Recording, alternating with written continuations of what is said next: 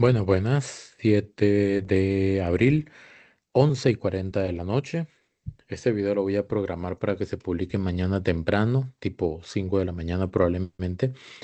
Obviamente el día de hoy la noticia ha sido el inicio del proceso que la fiscalía o el fiscal Carlos Díaz ha emprendido ante la Sala Tercera para solicitarle que valore la opción de elevar esa solicitud de revocatoria o de levantamiento de la inmunidad al presidente de la República, Rodrigo Chávez. Este proceso tiene que ir en este orden. La Fiscalía se lo pide a la Sala Tercera. La Sala Tercera lo valora y si considera de que eso aplica o es prudente, lo manda a la Corte Plena, que son todos los magistrados, y ellos también tienen que votar y decidir si eso aplica y tiene el sustento necesario, la acusación, digamos, para luego trasladarla a la Asamblea Legislativa y es ahí donde hay un grupo de 3 diputados que van a hacer un análisis, no se sabe quiénes serían, si llegara a la Asamblea, hacen un análisis, hacen un informe, se lo pasan a la Asamblea, al plenario y para levantarle la inmunidad al presidente deberían reunir mínimo 38 votos. Pero es un tema complejo. Lo que sí quisiera dejar claro es que nunca va una acusación o el inicio de un proceso acompañado de una sentencia. Es decir, el hecho de que estén en este momento, se esté solicitando que se inicie este tipo de proceso para quitarle la inmunidad al presidente Rodrigo Chávez y yo creo que también al ministro hoy de Cultura, en aquel momento era jefe de despacho, creo. Este, pero centrémonos en el presidente. El hecho que se esté solicitando ese proceso no significa que el presidente sea culpable de algo. Hay algo igualmente que se llama principio de inocencia y eso se tiene que mantener hasta que en una corte, en un juzgado, después de todo el debido proceso de defensa, etcétera, se determine si hay culpabilidad o no y hasta entonces la persona seguirá siendo inocente. Pero vamos a entrar paso a paso. Hoy, en el octavo mandamiento, hicieron una breve intervención sobre este tema. Vamos a escuchar qué comentó, bueno, la definición que leyó Douglas Sánchez y un pequeño comentario de Mario Quirós. Lo vamos a comentar y después les voy a mostrar unos videos de hace un año justamente referente a este tema. Entonces, vamos a ver.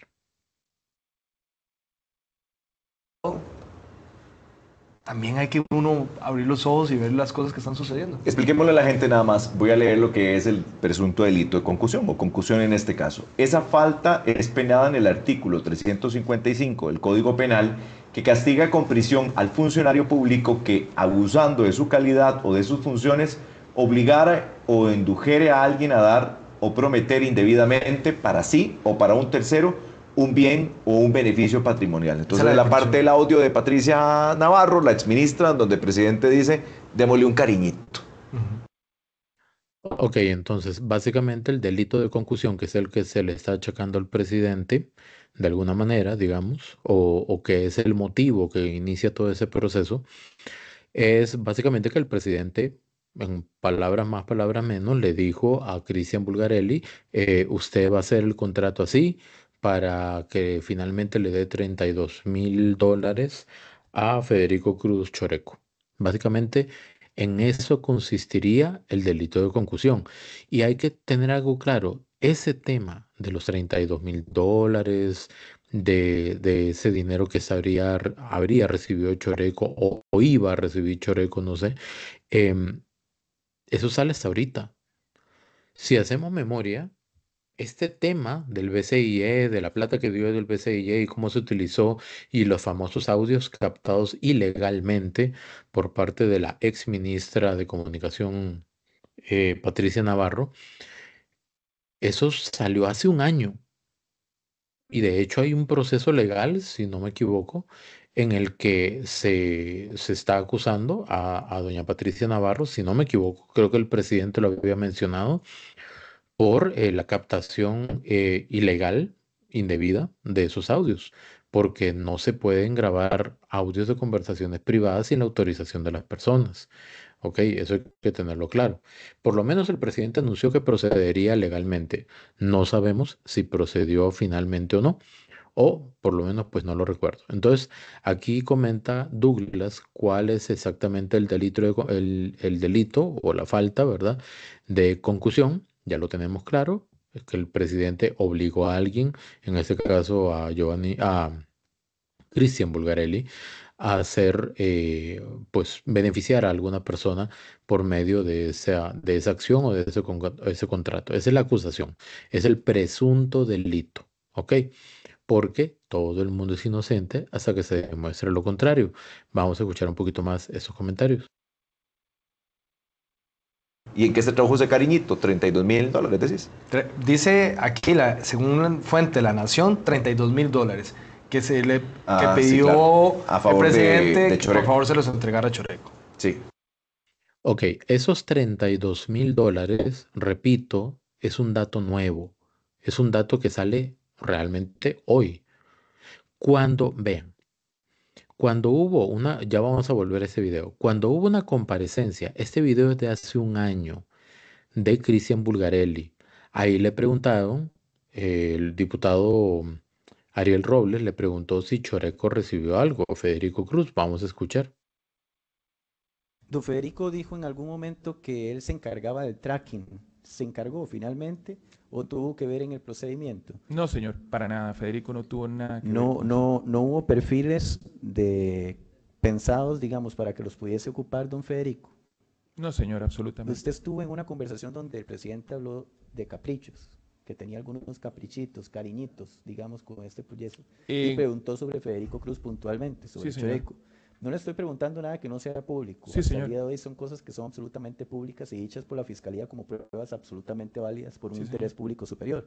Entonces yo le pregunto, cuando él se refería a esos cariñitos y le dijeron que sí estaban contemplados, ¿qué cariñitos eran? ¿Y por qué preguntó por Choreco entonces? Sí, había un interés de que Choreco, vamos, que Federico Cruz participara en el contrato, pero al final, como ustedes pueden revisar en Mm. estos documentos, él no formó ¿Alguien parte. de su familia? ¿Perdón? ¿Alguien de su familia participó en su N- empresa o trabaja en su empresa? No, señor. No, nunca ninguno ha brindado servicios a su empresa. Ninguno. Nadie en la familia de Federico Cruz, como Tomás Cruz, Ah, sí, Tomás Cruz, sí, sí, señor. trabaja para su empresa. No, señor. Actualmente no. No, señor.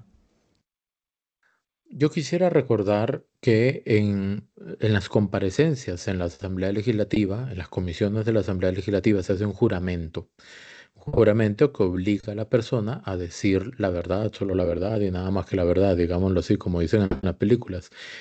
Si eventualmente hace un año no se mencionó absolutamente nada referente a los $32.000 que hubiera recibido Federico Cruz, etcétera, porque no se mencionó, ese es un dato nuevo, repito, quiere decir que de alguna manera y por algún motivo, Cristian Bulgarelli no mencionó ese tema y hemos escuchado en este momento la pregunta directa que le hizo el diputado Ariel Robles. La pregunta es, ¿por qué ese dato sale ahora? Vamos a recopilar también esto. Hoy nos enteramos que Cristian Bulgarelli es el testigo de la corona, lo que se conoce así popularmente. En otras palabras, ha hecho un trato con la fiscalía para él dar información detallada o privilegiada o de primera mano que podría servir a el proceso judicial que se quiere emprender contra el presidente. Em, Sin embargo, a uno le queda la duda, entonces, esto no lo exime, ¿verdad? A él de ninguna responsabilidad. Según entiendo, lo que hace es como que le va mejor, pero tampoco es que se le quitan los cargos que eventualmente tiene en este momento. Entonces, básicamente es un acuerdo entre la Fiscalía y Cristian Bulgarelli para dar los datos necesarios que ayuden a iniciar un proceso contra el presidente de la República para levantar su inmunidad. ¿Ok? Pero repito, acabamos de escuchar la pregunta que le hizo Ariel Robles hace un año y él dijo que Federico Cruz no iba a recibir nada. Eso fue lo que acaba de decir. Y cuando hablaban de los famosos cariñitos posteriormente, aquí tengo este artículo de La Teja, del 13 de febrero del 2024, hace más de un año. Todo pasó, todas estas cosas que les estoy mostrando ahorita, estas dos, pasó hace como un año cuando se estaba investigando ese tema. Dice, el ministro de Comunicación reveló el cariñito que recibió el presidente Rodrigo Chávez con plata del BCIE. En primera instancia no fue que lo recibió el presidente. Y nos vamos a remitir a lo que dice el exministro de Comunicación, Jorge Rodríguez. Vamos a bajar a donde está el diálogo. Igualmente les voy a compartir ese enlace y ahí está el video. El diputado Ariel Robles pregunta,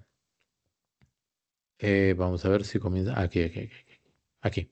Ariel Robles pregunta, hay $240,000 que se invierten en acondicionamiento de instalaciones, ¿es cierto? Y el ministro responde, sí, señor. Esas son instalaciones desde la casa dentro de la casa presidencial. Responde el ministro, sí, señor. Ariel, Ariel Robles dice, solamente se modifican temas que tienen que ver con servicios de seguridad y vigilancia o también infraestructuras dentro de casa presidencial. Porque para aquel entonces ya se estaba aclarando o explicando que los cariñitos que mencionaba el presidente, que esos audios no son nuevos, ¿ok? Esos se escucharon hace más de un año, se refería a reparaciones dentro de casa presidencial. En otras palabras, eran las barracas donde está la policía especial que protege al presidente y una remodelación por tema de deterioro en el despacho presidencial. Entonces sigo. El ministro contesta, se modificaron varios espacios, incluidos los cuartos de los escoltas, las barracas, y un cambio en el techado del despacho del presidente por goteras y abandono de años. Preguntaré el Robles. ¿Se acomodó la oficina del presidente de forma diferente? ¿Se amplió? Pregunta. Y el ministro Jorge Rodríguez dice, hubo cambio de ubicación, pero el fondo se usó para justamente cambiar el abandono en el que estaba.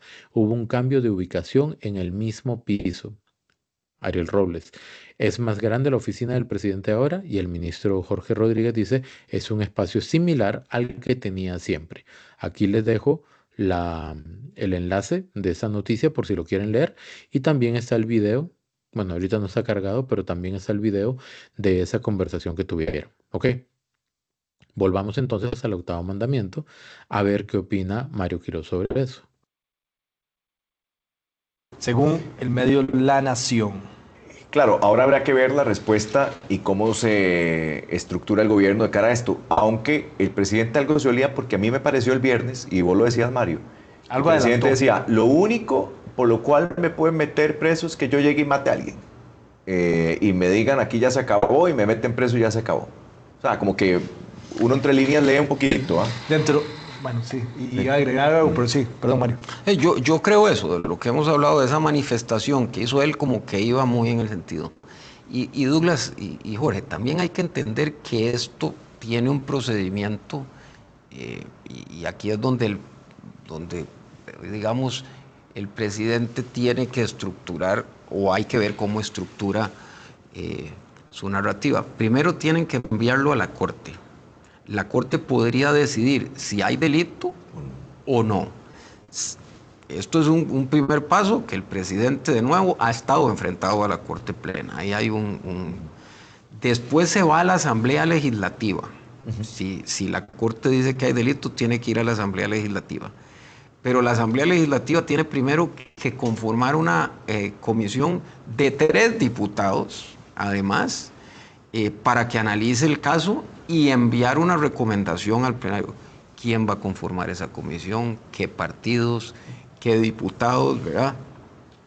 Y esa comisión no emite observaciones vinculantes, pero es importante. Y después ahí tiene que pasar a votación legislativa, que tiene que superar los 2/3. Tiene que tener 38 diputados además. Entonces, aquí hay toda una narrativa, de nuevo, estamos hablando de narrativa política, no jurídica, porque eso tendrá que resolverse en las instancias correspondientes, y creo que no tiene uno los elementos desde el punto de vista legal para... Sí, de acuerdo. Y esto es sumamente interesante porque hay dos etapas. Primero que todo, en el Poder Judicial. Ya la Fiscalía hizo la solicitud a la Sala Tercera. La Sala Tercera valora y lo traslada a la Corte Plena. ¿ok? La Corte Plena tiene que determinar si, como dice Mario Quirós, si hay elementos suficientes para establecer una acusación. Y es en ese momento en el que le pide al directorio de la Asamblea Legislativa que le den proceso a ese caso. En ese momento, el Poder Judicial se desentiende y pasa al otro lado, a ser una decisión total y enteramente política. ¿Ok? ¿Por qué? Porque el directorio de la Asamblea conforma una comisión de 3 diputados que habría que ver quiénes son y de qué partidos, que van a tener que analizar ese caso, la solicitud, creo que en una semana. Posteriormente tienen que enviar un informe al plenario y se tiene que votar. Y ocupan 38 votos como mínimo, 2/3 partes, para quitarle la inmunidad al presidente. Aquí hay que aclarar dos cosas. Hasta este momento el caso, al parecer, se sostiene de un testimonio.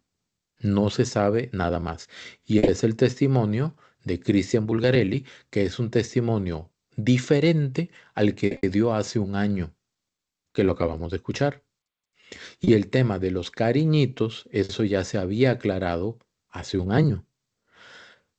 Si es solamente un testimonio, no lo sabemos. Si hay algún tipo de evidencia, conversación, correo electrónico, servilleta escrita a mano, WhatsApp o lo que sea, no sabemos. Lo único que se sabe es que se le ha categorizado a Cristian Bulgarelli como el testigo de la corona, es decir, como un testigo clave, ¿ok? Con un tratamiento especial. Ahora, vamos a volver al caso en la Asamblea Legislativa. La responsabilidad que tienen los diputados es enorme en el caso de que llegue esta acusación al poder de la Asamblea Legislativa. ¿Quiénes? Estamos en año preelectoral, ¿ok? ¿Quiénes? ¿Qué diputados estarían dispuestos a votar por levantarle la inmunidad al presidente para que lo suspendan por 6 meses, para que lo juzguen sin esa inmunidad y para que don Estefan Brunner asuma el poder? Mientras, ¿verdad? O doña Mari Munive, no recuerdo cuál es el primer vicepresidente. Entonces, creo que es don Estefan Brunner. Entonces, la pregunta es esa. ¿Qué partidos están conscientes del peso de esa decisión al momento de votar por quitarle la inmunidad al presidente? Es algo muy delicado. Vamos a ver, es el presidente con mayor popularidad en muchísimo tiempo o en la historia para este momento de la presidencia. ¿Ok? Tercer año y en curso. ¿Cuáles serían las repercusiones políticas que podrían tener los diputados o los partidos que representan diputados que votarían a favor de levantar esa inmunidad? ¿Cuál sería la imagen que dejarían ante la sociedad, por ejemplo? ¿Fortalecería o debilitaría eso al movimiento rodriguista? ¿Qué opinan ustedes? En todo caso, al final sería enteramente una decisión política. Y obviamente para eso habría que ver el caso completo y también habría que entender los razonamientos de los diputados que voten a favor y los que voten en contra. Si ese proceso llega a la Asamblea y depende de los diputados, sería sumamente interesante de que cada uno de esos diputados desarrolle una lógica, un argumento, una retórica, una discursiva, como le quieran decir, de por qué votaría, por ejemplo, a favor de que le levanten esa inmunidad al presidente o en contra. Sería muy interesante para ver cuáles son las motivaciones reales para eso. En principio, uno pensaría que Liberación Nacional, Frente Amplio y de repente el PLP con sus ex PLP estarían votando a favor de que se levante la inmunidad. Pensaría uno, pero habría que preguntarle a cada uno de esos diputados. Lo cierto es que El día de hoy también, no solamente en el octavo mandamiento se habló, sino también en Noticias Trivisión. Y quien habló fue justamente Erwin Macís, que es el director ante el BCIE, bueno, el director representante de Costa Rica ante el BCIE. ¿Ok? Y él habló justamente sobre ese mismo tema y lo vamos a escuchar un momento. Si ustedes, en todo ese proceso, y yo sé que usted no estuvo en el momento de esta situación, pero bueno, evidentemente quizás ha revisado este caso, si con el manejo de los fondos que el BCI le otorga de manera de donación al gobierno, hubo alguna situación que a usted le llamara la atención en lo que normalmente hace el banco con todos sus países miembros.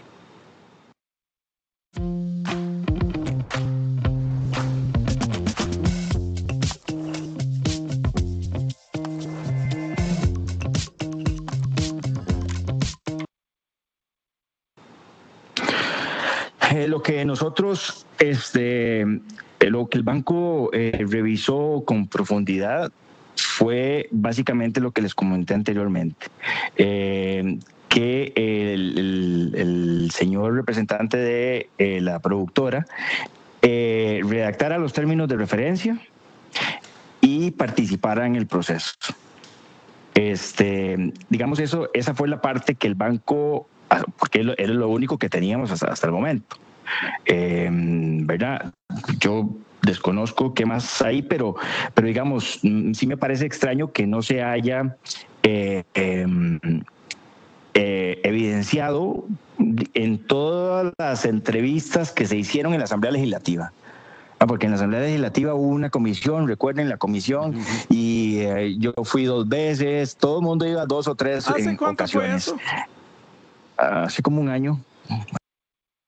Entonces aquí don Erwin Macís está hablando justamente de lo que estábamos comentando hace un momento. Hace un año fueron las comparecencias en la Asamblea Legislativa bajo fe de juramento y nunca se mencionó absolutamente nada relacionado a lo que hoy se anuncia y por lo que se comienza a hablar sobre la posibilidad de que le quiten la inmunidad al presidente. Continuamos.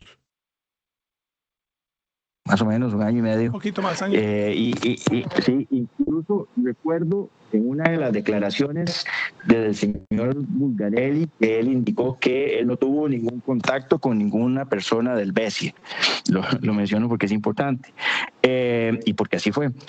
Pero digamos, él a partir de lo que él mismo indicó en esa comisión, el banco abrió un procedimiento y lo sancionó y lo declaró contraparte prohibida. Y el banco remitió, después de ahí, toda la investigación que hizo al Ministerio Público.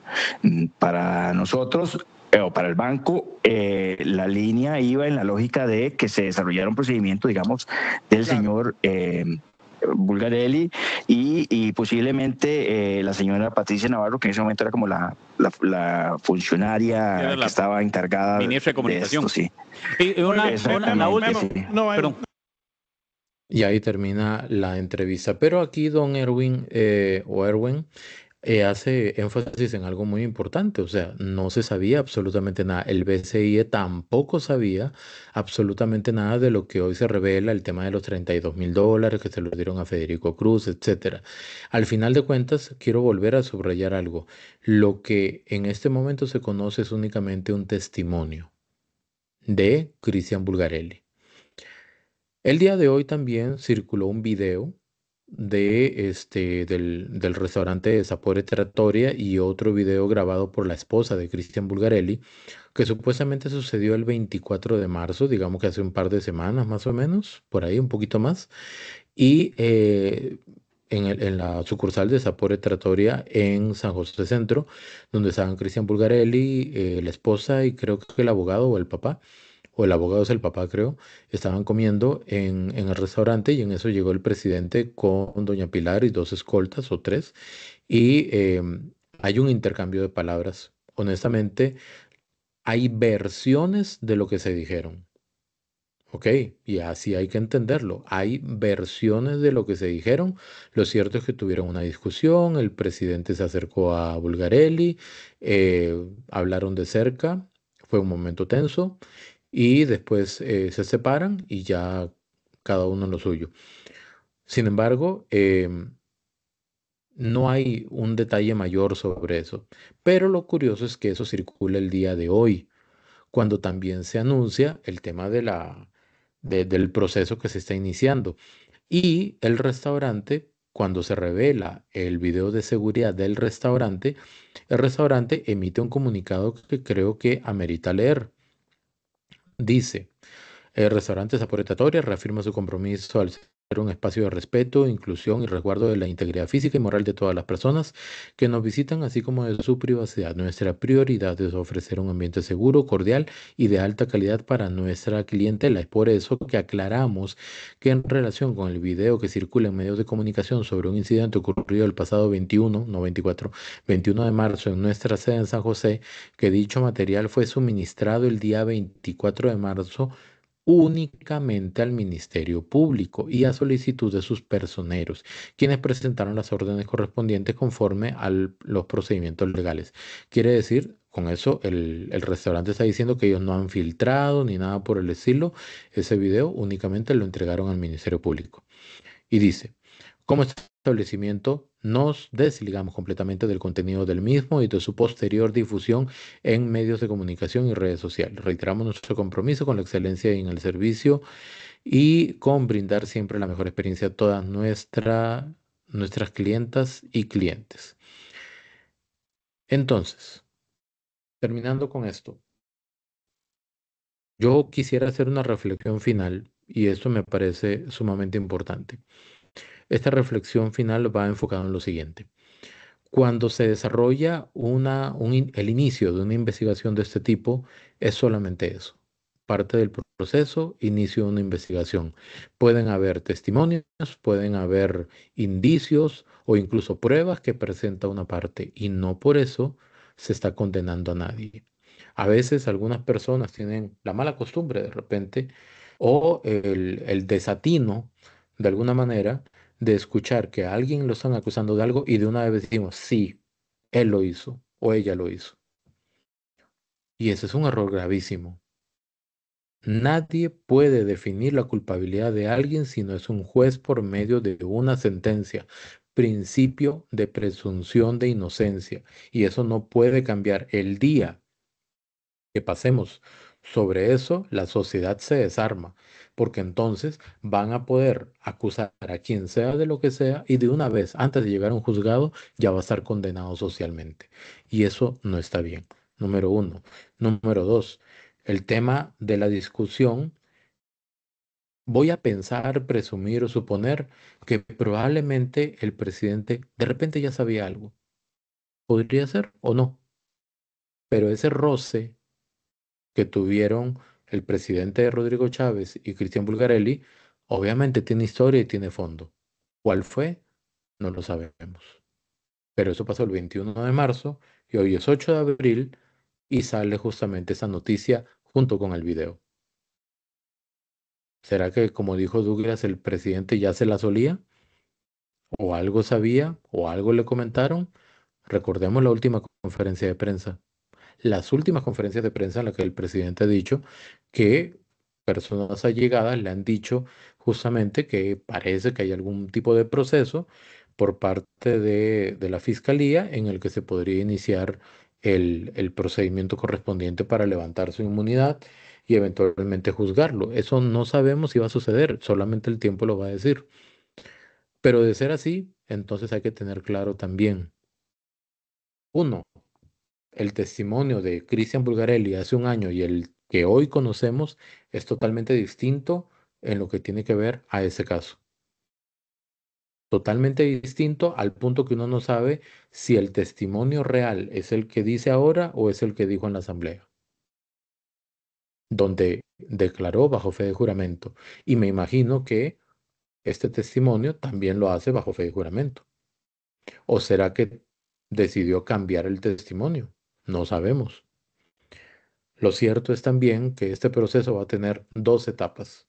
Uno, en el Poder Judicial, que ahí veremos si eso procede o no. Los magistrados, tanto en la Sala Tercera como en la Corte Plena, tendrán que ver todo el expediente y decir: sí, efectivamente hay indicios necesarios para sospechar que hubo un presunto delito de concusión. Entonces vamos a llevarlo a la Asamblea Legislativa. Uno desearía que el criterio sea totalmente frío e imparcial en ese sentido. Y finalmente está el otro proceso. Si eso llega a la Asamblea Legislativa, ¿cuál va a ser el criterio y el razonamiento de los partidos políticos ahí representados para votar principalmente en contra? Porque ya sabemos quiénes van principalmente a favor de quitarle la inmunidad al presidente. Porque en contra, ya sabemos que hay 8 votos que van a estar totalmente en contra. Pero ¿quiénes van a votar a favor? ¿Y será que solo así vamos a ver a los 57 diputados ahí metidos en el plenario? Porque constantemente solamente llegan 38, 39, 40, 41, que se hicieron el resto. Y si llega a pasar eso, yo creo que sería justo, sería correcto que cada uno de los diputados que vote a favor de quitarle la inmunidad al presidente se exprese y se manifieste explícita, directa y puntualmente por qué lo va a hacer. ¿Cuáles serían sus motivaciones? Eso es lo que habría que determinar o definir. ¿Por qué? Entonces, esas son las valoraciones que yo dejo aquí y tratar de entender en su correcta dimensión lo que está sucediendo. Y no solo porque sea el presidente, sino por cualquier persona. El hecho de que se le acuse a alguien de algo no significa que ya se haya juzgado o que sea culpable. Hay que esperar a ver qué pasa, hay que esperar a ver qué se dice en la asamblea, en la conferencia de prensa del miércoles y qué pronunciamientos hay en estos días. Hasta entonces, únicamente observar, leer, esperar y analizar. Seguiremos. Muchas gracias.